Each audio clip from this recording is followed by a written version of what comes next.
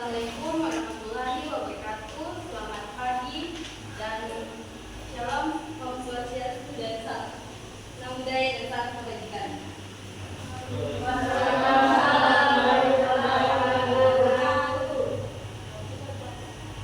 Baik, pertama-tama kita panjatkan puji dan syukur kepada Tuhan Yang Maha Kuasa atas berkat dan rahmat-Nya sehingga kita bisa berkumpul bersama-sama di tempat ini dalam kegiatan belajar. Yang kedua, kami berterima kasih kepada dosen pengampu mata kuliah pada saat ini. Dengan hormat kami sebut namanya Ibu Adelia Putri Santoso, SPD, MPD. Dan terima kasih atas kehadiran teman-teman semua. Berdirinya kami di sini ingin menyampaikan materi yang kami dapatkan yang berjudul penilaian pembelajaran keterampilan bahasa SD. Sebelum kami menjelaskan, izinkan kami memperkenalkan diri terlebih dahulu. Perkenalkan, saya Gracelia Ampa sebagai moderator dan presenter kedua, dan ada saya Sesiana sebagai presenter pertama. Untuk mengefisienkan waktu, saya persilakan presenter pertama saya untuk menjelaskan materi pada saat ini.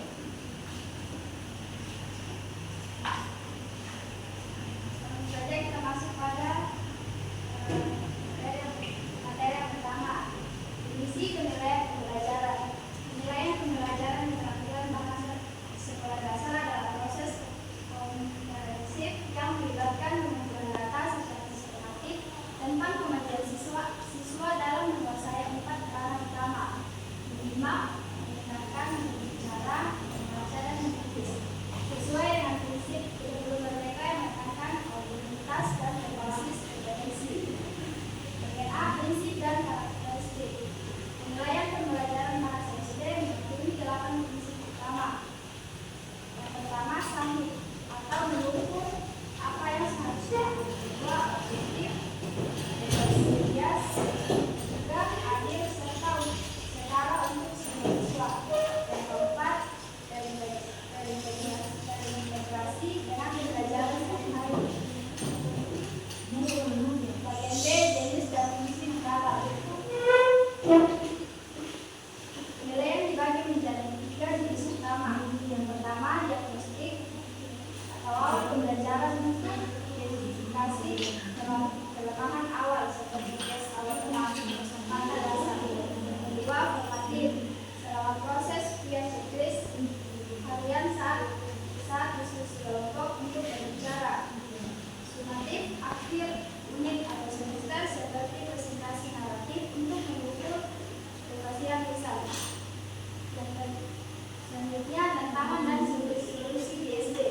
Tantangan umum termasuk subjektif, guru pemula dalam teknik, bebas waktu pikir untuk observasi kelas besar, serta keterbatasan teknologi di daerah terpencil yang dapat diatasi dengan pelatihan Canva untuk dasar instrumen digital dan platform seperti eValuate untuk penilaian berbasis aplikasi. Selanjutnya, tujuan penulisan pembelajaran. Tujuan penulisan tentang penilaian pembelajaran keterampilan bahasa sekolah dasar bersifat strategis dan multifungsi, dirancang untuk menjadi panduan komprehensif bagi guru, pengembang kurikulum, dan stakeholder pendidikan dalam menerapkan kurikulum mereka secara efektif. Bagian A, tujuan umum penulisan. Penulisan bertujuan membangun pemahaman holistik tentang penilaian sebagai proses dinamis yang mengintegrasikan data kualitatif untuk umpan balik real time, membantu guru merevisi rencana pembelajaran atau RPP, kajian dan memiliki standar nasional atau SMP dengan target persentasan 70-80% pada keterampilan bahasa. Bagian B, tujuan khusus dan operasional. Yang pertama, teoritis, menyajikan definisi prinsip atau istilah administratif, objektif, garis sambungan dan jenis penilaian. Seperti diagnostik, normatif, sumatif sebagai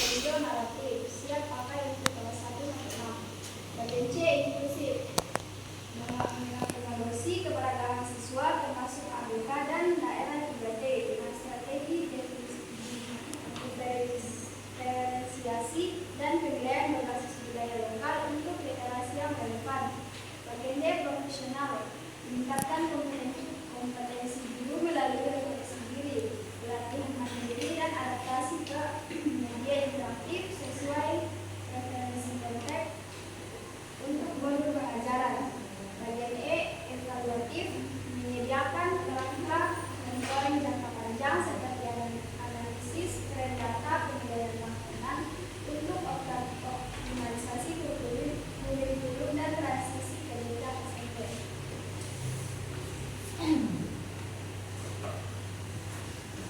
Penilaian pembelajaran bahasa lisan. Penilaian pembelajaran bahasa lisan pada aspek menyimak dan berbicara merupakan komponen krusial dalam kurikulum Merdeka atau kurikulum 2013 untuk bahasa Indonesia di sekolah dasar yang dirancang untuk mengembangkan keterampilan berbahasa secara holistik sesuai capaian pembelajaran atau biasa disingkat dengan CP.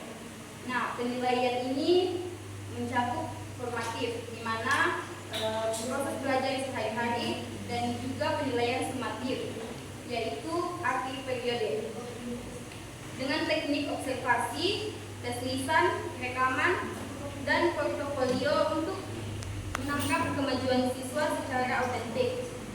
Pendekatan ini menekankan integrasi konteks budaya lokal Indonesia, seperti cerita rakyat daerah, agar siswa merasa relevan dan termotivasi. Bagian A yaitu penilaian menyimak. Menyimak melatih siswa untuk mendengarkan secara aktif, memahami, menafsirkan, dan merefleksikan wacana lisan seperti cerita, instruksi, atau pidato sederhana. Tingkatan penilaian dibagi menjadi 3 bagian, yaitu yang pertama, ingatan dasar atau mengulang frasa hingga melengkapi kalimat dari audio. Yang kedua yaitu pemahaman, di mana menjawab pertanyaan faktual, inferensial, atau evaluatif. Dan yang terakhir yaitu analisis kritis, yaitu mengidentifikasi ide pokok, nada bicara, atau hubungan sebab akibat.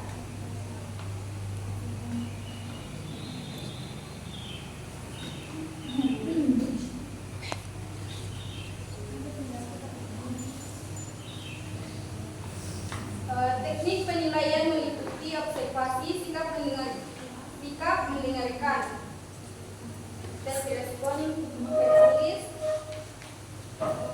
checklist guru, dan penggunaan media seperti rekaman secara suara cerita lokal, misalnya legenda Malipundang untuk SD kelas 4. Rubrik penilaian biasanya mencakup skor 1-4 untuk akurasi, kelengkapan, dan kreativitas respon. Dengan contoh indikator, misalnya siswa dapat merangkum 80% isi cerita dengan tepat. Nah, yang poin kedua yaitu penilaian berbicara.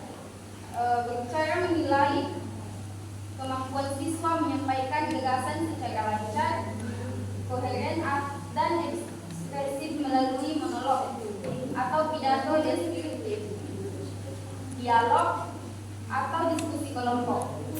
Aspek ini dinilai mencakup 6, yaitu kelancaran dan intonasi. Yang kedua yaitu diskusi dan pengucapan. Yang ketiga struktur. Yang keempat isi substantif dan relevan. Yang kelima gestur atau non-verbal. Serta yang terakhir yaitu interaksi audien. Teknik utama adalah rubrik analitik. Skalanya 1-5 per aspek. Yang kedua itu rekaman video untuk self assessment. Dan tugas autentik seperti menceritakan pengalaman sehari-hari atau presentasi tentang adat istiadat daerah. Baik, itu saja pemaparan materi dari kelompok kami, dan kami memberikan kesempatan buat teman-teman yang ingin bertanya. Silakan.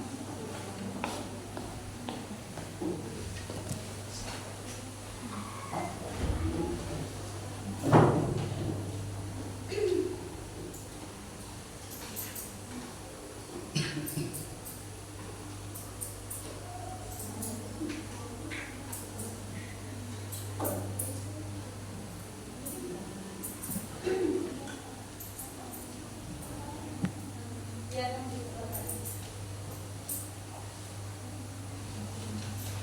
Baik, terima kasih atas kesempatannya. Saya ingin bertanya mengenai bagaimana penilaian keterampilan menyimak dapat mengembangkan kemampuan berpikir kritis siswa SD.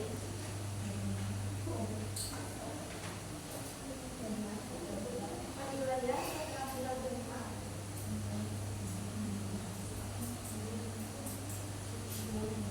dapat mengembangkan kemampuan berpikir kritis siswa SD.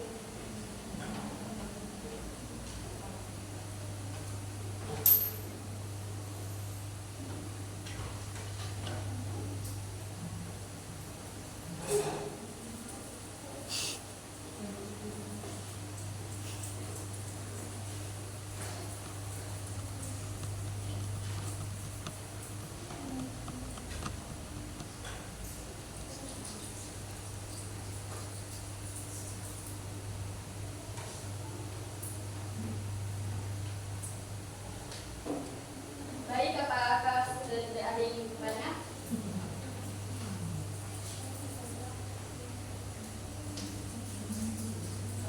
Izinkan kami berdiskusi lebih dahulu sebelum menjawab pertanyaan dari Asma.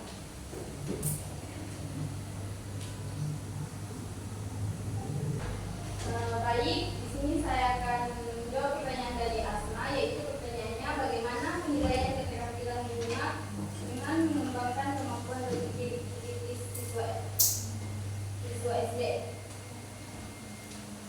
Jadi jawabannya itu penilaian keterampilan menyimak dapat mengembangkan kemampuan berpikir kritis siswa karena tidak hanya menilai kemampuan mengingat informasi, tapi juga melatih siswa untuk memahami isi simakan,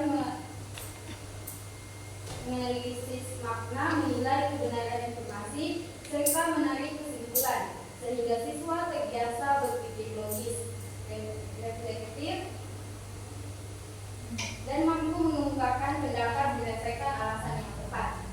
Selain itu, melalui penilaian menyimak yang disertai pertanyaan terbuka, diskusi, dan juga tugas merangkum, siswa didorong untuk aktif berpikir, menghubungkan informasi dengan pengalaman sehari-hari, serta mempertimbangkan berbagai sudut pandang.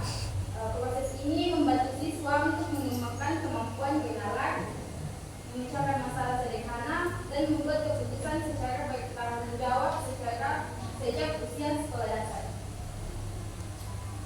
Bagaimana dengan saudara? Baik, terima kasih.